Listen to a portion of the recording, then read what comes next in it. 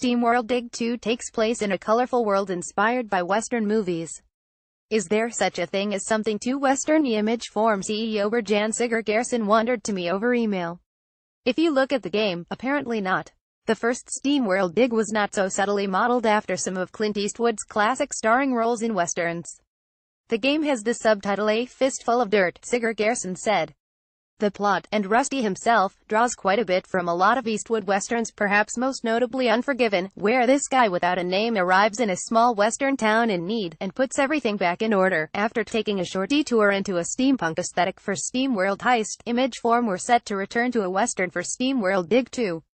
Until just a couple of days before we shipped, the working subtitle for SteamWorld Dig 2 was For a Few Gallons More, Sigurgeirsson said, just to stick with the Eastwood references.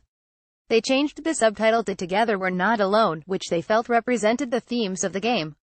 SteamWorld Dig 2 really is about being stronger as a group or collective than as an individual, Sigurgeirsson said.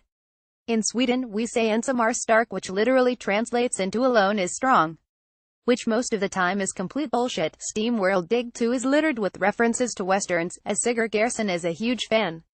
There's one guy who works for the mail company, and he's a definite throwback to all of those brave mailmen who delivered letters no matter what before the West was won, he said. You can find him in El Machino, the hub world you return to between mining stuff. He's the robot centaur hidden on the second level of platforms in the town. According to Sigurgeirsson, SteamWorld Dig 2's mailman has a fear of open spaces, so he prefers to hang out in El Machino pretty much full-time. Indeed, El Machino is stacked with the tropes you'd expect to find in a fictional town along the Mexican border in a western. There's stucco roofs, cacti, and a flashy casino, as well as a chilled-out soundtrack that has touches of the flutes and trumpets so often found in classic westerns.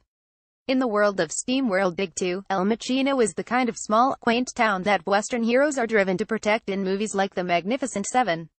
One character, however, was distinctly not taken from the genre of movies. We wanted a selfish mayor to run El Machino, Sigurgeirsson said, and we didn't have to look any further than top-drawer American politics.